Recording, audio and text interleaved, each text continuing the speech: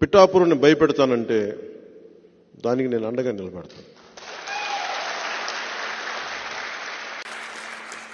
అంటే మీకు ఇప్పుడు పెద్దిరెడ్డి గారి అబ్బాయి మిథున్ రెడ్డి గారు సంపూర్ణంగా నన్ను నిలువరించే బాధ్యత ఆయన తీసుకున్నారంట. అంటే ఇది ఎందుకు చెప్తున్నానంటే, ఒక సందర్భంలో నేను ఆయన్ని ఢిల్లీలో కలిశాను. ఆ మాటల సందర్భంలో ఆయన అన్న మాటలు ఏంటంటే, వాళ్ళ నియోజకవర్గంలో, చిత్తూరులోని వాళ్ళ పీలేరు నియోజకవర్గంలో మేము ఎన్ని కష్టాలు పడైనా సరే, ఎంతమంది ఎదిరించైనా సరే, మేము బయట వాళ్ళు మేమే కాపాడుకుంటాం ఆ నియోజకవర్గాన్ని అని చెప్పారు. ఇంకెవరిని రానివ్వరండి. అక్కడ మన పార్టీ కోసమే పోయినసారి ఒక యాదవ సమూహాలకు చెందిన ఒక యువకుడు మన పార్టీ తరఫున పోటీ చేస్తే పాపం చాలా భారీగా నామినేషన్ వేశారు. కానీ ఎలక్షన్లో ఓడిపోయారు. మీ ఓట్లు బాగానే వచ్చినాయి. కానీ మొన్న ఈ మధ్యన ఆయన మన పార్టీ నుంచి వెళ్ళిపోయారు, వచ్చిన ఎలక్షన్లు అయిపోయిన తర్వాత. కానీ సొంతగా పార్టీ పెట్టి ఆయన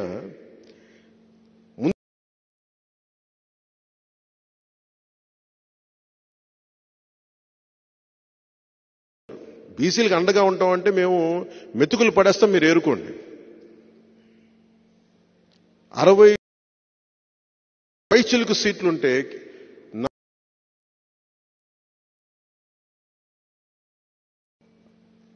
వీళ్ళు కూర్చోబెట్టి బీసీ అండగా ఉంటామని చెప్తారు. వీళ్ళు క్లాస్ వారి గురించి మాట్లాడతారు. నాకు జగన్ రెడ్డి గారి మీద కానీ మిథున్ రెడ్డి గారి మీద నాకు వ్యక్తిగతంగా నాకు కోపాలు లేవు వీళ్ళ మీద. ఇంకెవరు రాజకీయాల్లోకి రాకూడదు. నేను ఉన్నది దశాబ్దం నుంచి నేను పోరాడుతూ ఉన్నాను. 4 దశాబ్దాలు ఉన్న తెలుగుదేశం పార్టీకి కూడా నేను అండగా ఉన్నాను. అలాంటిది నన్ను ప్రజాస్వామ్యంలోకి నేను ఒక ఎమ్మెల్యే అయితే రాష్ట్రానికి మేలు తప్ప అది ఎవరికి హాని కాదు. రాష్ట్రంలో నాలాంటి గొంతుకులు ఉండకూడదు. నా కోసం 100 కోట్లు 150 కోట్లు ఓటుకి ₹1,00,000 ఇచ్చుకునేయమని, కుటుంబానికి ₹1,00,000 ఇచ్చుకునేయమని స్థాయిలో మాట్లాడుతూ ఉన్నారు. అంత డబ్బు ఉంది వాళ్ళ దగ్గర. ఎక్కడి నుంచి వచ్చింది ఆ డబ్బు? మద్యపానాన్ని నిషేధిస్తామని చెప్పి ఒక సీఎం సారా వ్యాపారి స్థాయికి వెళ్ళిపోయాడు.